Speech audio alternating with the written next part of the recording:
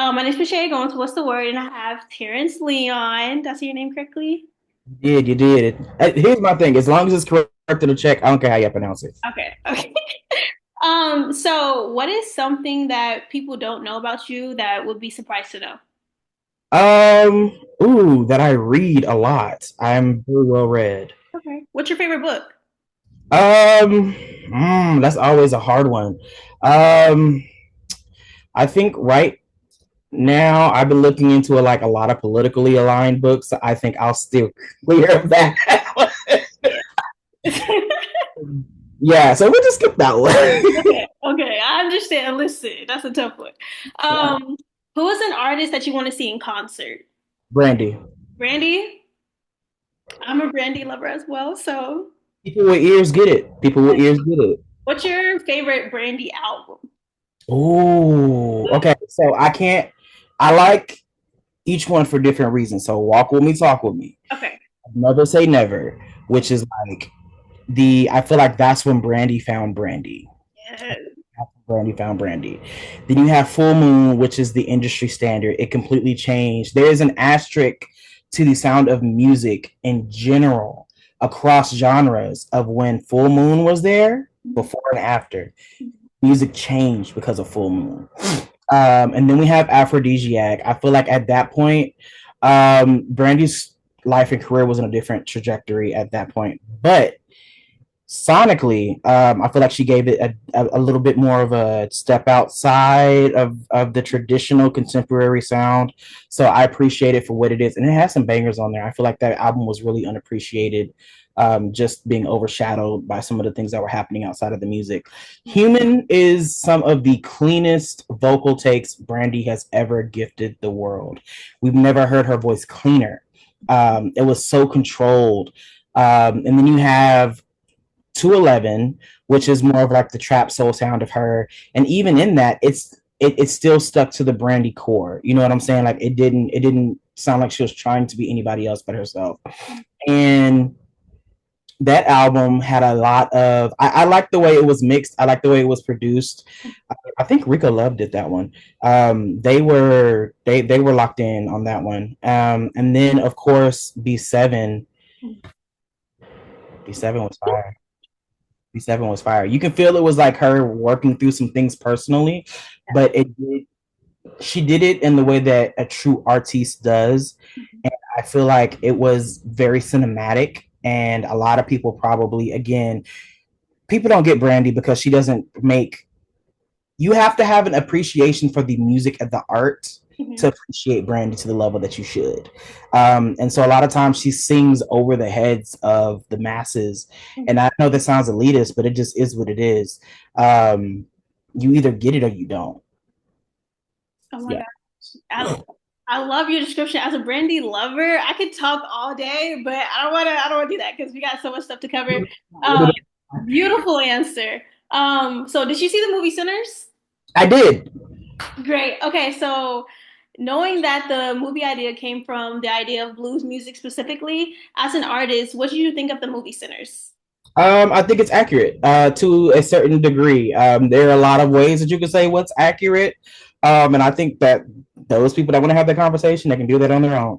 I think that music being a spiritual gift, especially amongst our community, is accurate.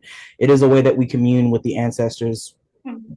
back in olden times and even to today. I mean, like there's something ethereal in when we make music versus when everyone else makes music. And you can tell that because everyone's trying to imitate the sound. They're trying to duplicate that intangible thing in our music, and it just does not hit the same. So it's accurate. I love that. I love that. I love that movie. So you dropped a snippet of a new song titled All Night. Can you talk about the process behind making that record?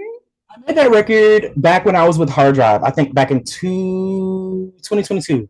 Uh, pandemic. I was actually trying to place that record with some artists and it never got anywhere. And then I was going through my vault because I'm working on dropping Mania, which is coming soon. But I was working on that, and I found it, and I was just like, "Who made the record? I don't know who made the record, so I technically can't sell it, but that doesn't mean that y'all can't enjoy it. So I just put it out for free. But it's a demo. It's not really mixed or mastered. It's just panned left and right. Listen, it sounds good. It sounds good. I didn't realize you said that drop us a diamond or something if you want to hear the link or send the link. I'm like, dang it. I didn't even see that you said that.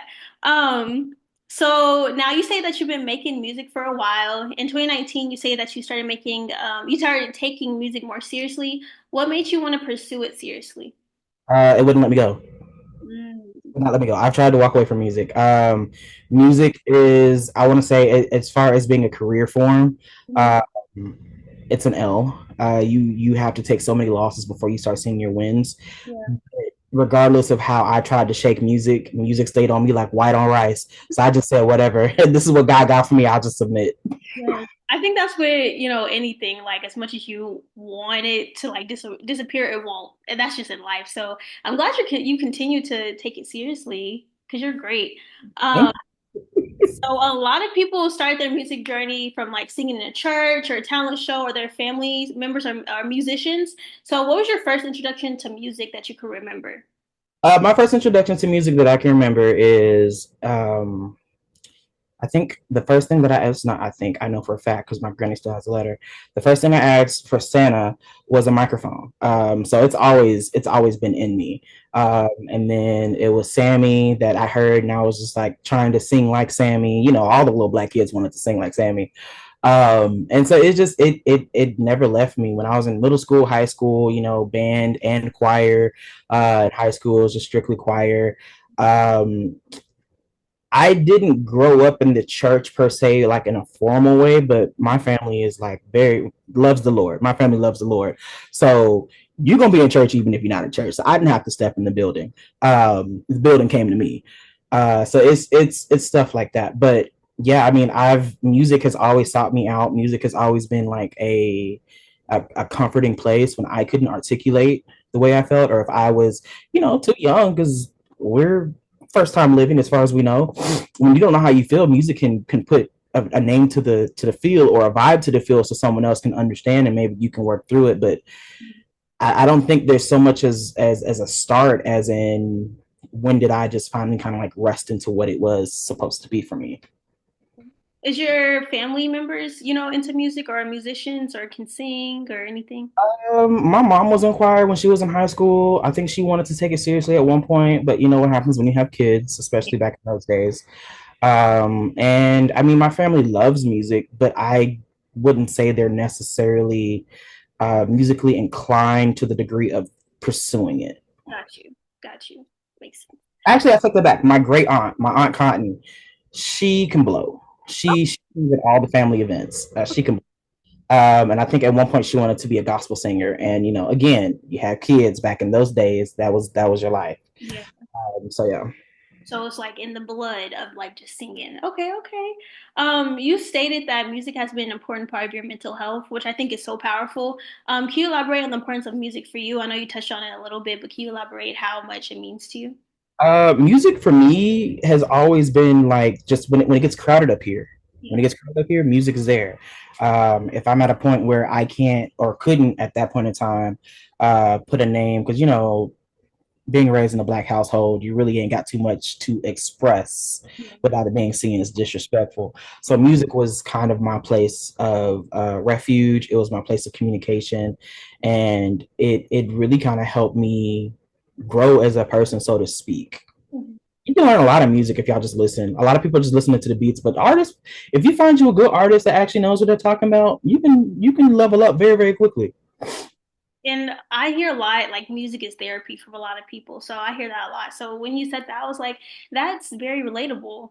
So in 2024, you dropped your project Yes. Amorous, which debuted #1 on iTunes. My favorite song from the project is Etch a Sketch. I like that. Uh, Yes. I feel like people are sleeping on that one for Pour Me I a Glass love that song. vibes. I love that song. Can you tell me what inspired that project?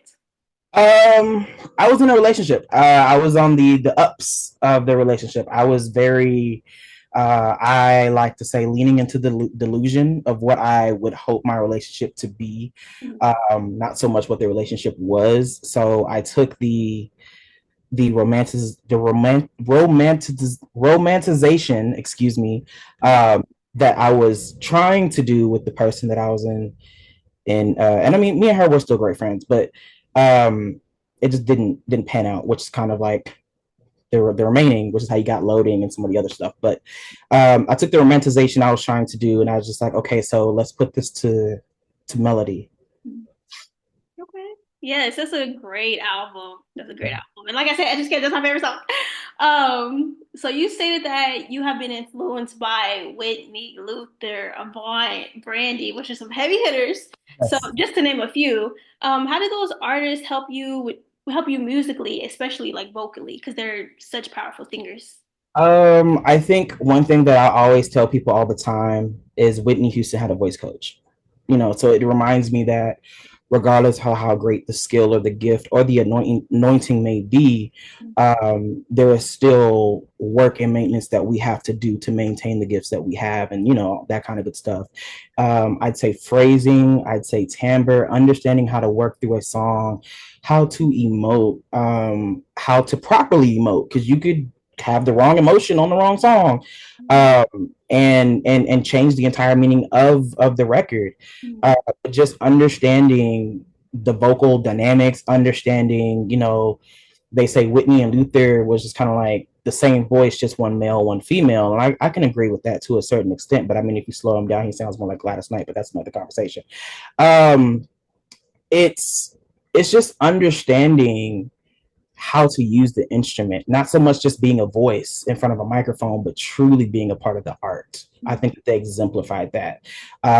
They took care of their business when it was time to take care of their business. So it also was just kind of like make sure that your paperwork is in order. Always make sure of that. TLC is also was a good lesson for that. There's so much free game out there, but just understanding like, yes, I can sing, yes, I can hit that note, but is the note really necessary for the song? Because you can have the widest range in the world, but if it doesn't translate well, if it's not where it's supposed to be in the song, no one's gonna want to hear it. I agree, absolutely. So you stated that your dad played blues music growing up. Yeah, yeah. Muddy Waters, but Buddy Guy, BB King. So how did that influence your artistry when creating music, just the blues music? I think it allowed me to be a little bit more comfortable standing naked uh, before the world, because I mean, listening to stuff like about Lucille and like house fires and just some of the stuff that they were going through at the time when they were creating blues music, the genre, just from whatever it was before it became blues, nationally categorized as that. Um, they were just really honest. It was really raw, and just understanding that I think the importance of letting the song be the song. Because growing up, I really did hate hearing that. I wanted him to turn it off every time. But as an adult, I appreciate it, and I even sometimes go back and listen to it myself. It's just some things you can't hear because you ain't been through enough in life. But once I got through some of it, I actually went back and I appreciated it. Blues music is so powerful, jazz music, like it speaks a lot without really saying something, especially just the tone of it. I love blues music too. So Tim Curry was someone that helped you a lot throughout your music journey. Can you talk about how important he was to you as you developed as an artist? Tim Curry, for lack of a better term, taught me really kind of everything, as far as the back end. He refined my songwriting process. He showed me kind of like when I'm recording, this is the best way to do this. And he kind of like was talking about some of the other artists, which I won't name because of who they are. Some of the other artists he was working with, he was like, well, when we did this, and this worked out this way. So just me having the shortcut of having their pitfalls to learn from without actually having to fall into the trap. And everyone's journey is unique. I had my own pitfalls, but not having to fall through theirs, knowing that they still made it to the other side, what people would consider as made it and blown up. I felt like I had a cheat sheet, so to speak. Oh my gosh, that's great just to have someone to help you, especially when you're just starting. I love that. So I know there's a lot of artists that strive for perfection when making music. I know you stated briefly about the art of perfection, and it won't be perfect. Can you discuss how you became to the how you came to a realization that everything won't be perfect and to be okay with that when creating? Mm-hmm. Yeah, Oh, talk yes, can about. you talk about yes, can you talk about Okay. I'm still bad about this now. I will hold a song like Amorous. I think I wrote that 2 years before I dropped it. So I sat on that for 2 years. Even the records that I'm about to drop, I've been sitting on for like maybe a year. why is Uh, why do I sit on them? yeah, it's like why do artists do that? A lot of artists do that. Once I put the record out, I don't own it. I don't own it. It's not my song anymore. Okay. But while I still have it, I want to make sure I'm giving the best presentation, the best product, the best art that I have to give. And so in that, Tim sat me down. He said, if we played this 5 years from now, can you live with this? Because you're always going to hear something. There's you can hear it, you can hit the note better. This could be mixed better. Maybe the snare is too far to the left, and you can move it to the right. I, as the creative, am gonna nitpick it to death. You as a listener, you don't know that. You're not hearing any of that. You don't know how many times I had to hit that note. You don't know if I cracked. You don't know, you know what I'm saying? Like you don't know the backstory of that record. And most times, unless I point it out, you won't even care or hear it. A lot of people's first records are terribly mixed. They're like mixed in a can of beans and just thrown on iTunes. Yeah. But they had to get there to get to whatever like the industry standard sound is. So he was like, in 5 years, can you still play this and be happy with the product? And I was like, yeah, I can do that. He said, the song's done. Put it out. Mhm. And I was and that I had to do, and I still sometimes have to remind myself of that. But I definitely want to be able to say, like, for example, when you hear my music, before you even press play, you know it's going to be worth the play. I think that that's very important.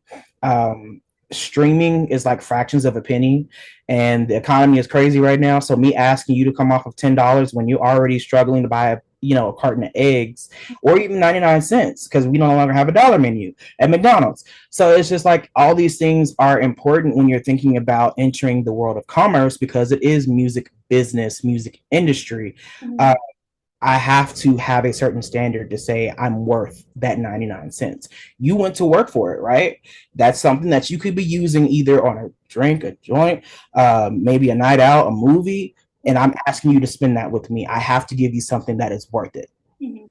Yeah. I'm glad you broke that down because a lot of artists, they sit on so much music and they say, oh, I wrote that 5 years ago and they dropped it and it's just now, becoming popular or it gets popular out of nowhere and they dropped it 5 years ago. So now I understand like why. And I understand why, but I wish more artists would just like put it out just to see, what it do, what it It's does. not easy to say that because, like, I think if I had dropped Amorous when I wrote it, I don't think it would have been successful, have achieved the success that it had achieved, because I don't think I was in the mind space to have the business acumen to do what I needed to do for Amorous.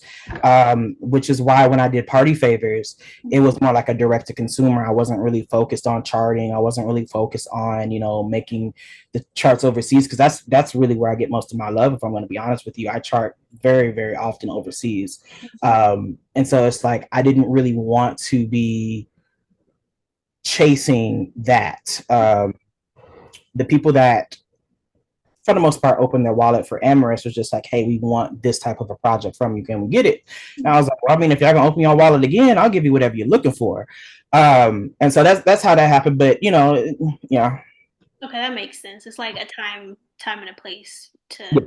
Okay, I understand. Okay, that makes sense. That's just me. Some people just don't want to put out the music, and some people don't have the money for the promo. Like, there's a myriad of reasons why you would not drop a record as soon as you've done it. Like, I've dropped, I think, probably some huge songs before I even got like really serious in 2019. Like When I say hi, hmm, like hi, hi, like hi, that sound. Dude, I'm a banger.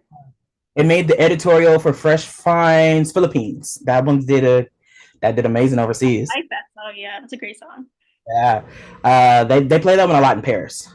Oh, Yeah, every time I check my radio spins, I'm like, Paris. Hi. oh my gosh, that's great. Wow. Huh? I was just telling them to get me out of here. It's getting. America. Now you mentioned party flavors. That's your Yes. latest project. Can you talk about the creative process behind making that project, and how long did it take you to make that project? So every last song on Party Favors was quite literally in my vault. There were songs that I was planning to pitch or had pitched and they weren't getting anywhere, or they were collaborative efforts. Then I was just like, on the next project. I think seeding makes more sense if we understand how the ecosystem of Spotify, Apple Music, and everything works. It makes more sense to work together than apart. You know what I'm saying? Like if we understand that certain algorithms respond to certain things, and if we put certain things certain places, you know what I'm saying? Like I'm always looking for the win. I'm always betting on the back end. The front end is going to be what it's going to be, but the back end literally has unlimited potential. So I'm always keeping that in mind. But the idea behind Party Favors was people asking me like, "Hey, I want this sound post amorous," and I was just kind of like, "Well, it's kind of still too new for me to drop another album, but if y'all truly want it, I'll go through my vault and I'll try to put something together." So amorous took maybe like a week to put together, because I was going through every song and then I like kept trying, not amorous, Party Favors. Party flavors. That's what you meant. And I was just like trying to fit certain things. So that was like the final version. But the records, I've been sitting on those records for years again. Yeah. Wow, that is so crazy. Like I said, a lot of artists do what you do as well, like sit on a lot of records, and it sounds so new. That's the thing. I was just like, what? So musically, what is something that you haven't done that you would like to do? Um, I always say I want to tour, and then I hear artists talk about touring, and I said I don't want to do that anymore. Uh, but I still want to. I still want to tour. I still want to tour specifically overseas. Uh, I think touring America is nice, but from what I hear, the experience of touring overseas is something that an artist has to experience at least once in their life. Yes, manifest it. Yes, I would love to see that. That would be a great experience for you, definitely. Yes. So we're gonna play this game called Explain the Lyrics. So I'm gonna read, three of your lyrics, and I want you to explain what you. My song. But They're okay, not bad. They're not bad. I promise. They're not crazy. They're not crazy. They're not crazy. Okay. Uh, okay, we'll get it together. Um, did you ever love me? I find it so hard to believe. Can you explain, what you meant in that? that's gonna count me out. I love the loading mixtape. I was okay, so the loading mixtape itself was a journey. That's when we had our big freeze, right? Okay. Well, the first one when we like legit shut down for a couple of days. I had broke my ankle. Oh my gosh. So I was at home just wallowing in my, whatever it was, because how many drugs you're on after it. I broke my ankle before we defrosted, so I had to sit in my room with my leg just throbbing for days until they were able to get me like Texas thawed out enough to get me into surgery. So when I was dealing with all of that, I was just like, my relationship is bad right now. Please, my um, I can't even walk outside. I'm stuck in here. I have to rely on my parents for everything because I can't walk. I quite literally couldn't even hop to the other side of the room because once again, my leg is still broken. I don't even have a cast at this point because it's not defrosted enough for me to get to the hospital. So Mhm. I'm there with my leg just mangled. Mhm. Uh, and so with everything just kind of like going down, and then when my relationship kind of like was the straw on the camel's back, when my birthday was coming up, and I was just like, I'm gonna do a thing. I don't know if it's gonna work out, but I'm gonna do a thing.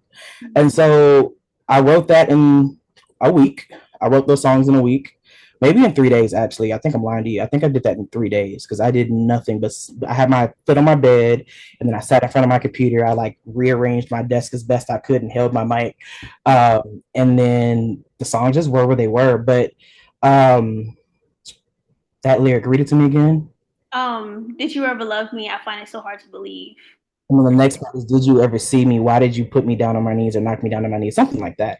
It just was like a point where I realized that I was doing more to maintain a relationship that the other person didn't want. But you know, some people, they don't break up with people; they prefer for people to leave them. And I do my best to be a gentleman when I'm in a relationship, so I don't try to be, you know, like, hey, it's over, get, you know, move around. So it just really wasn't going the way that I thought it was going to go, or any other way for that matter. And it just came out. I freestyled that entire song. Oh, wow. I don't know about it, to be honest with you. I really don't write. And I know everybody's like, oh, everybody wants to be Jay-Z. That's not what it is. I punch in. I punch in. I will revisit the song. Stream of consciousness songs are cool for what they are, but I kind of feel like if the formula works, if it's been working for, I don't know, a couple hundred years, humans genetically hasn't changed that much, so our taste hasn't either.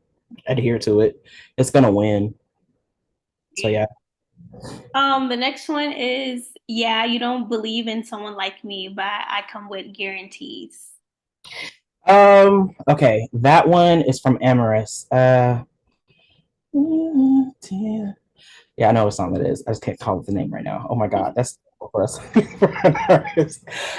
But it's just basically saying, like, I know a lot of guys spit game, and I come with guarantees. Like, I'm gonna do what I want to do. I rock with you. I rock with you. I don't what I don't. I'm the kind of person where if I'm down with you, I'm down with you, or I get from around you. I don't really do that whole hopscotch and stuff. So it's just kind of like, I know that there's nothing that distinguishes me from another man. You know, as far as me approaching you, saying like, "Hey, I'm interested in pursuing something with you." There's nothing that does distinguish me from another man. But you have the guarantee of me being me. Mhm. So, and whatever that means. Period. Okay. Straight like that. Really, you don't have to do me like that. What about us? Oh, that was when the call started going to voicemail. That was when the call started going to voicemail. Yeah, that was like, kind of straight like that.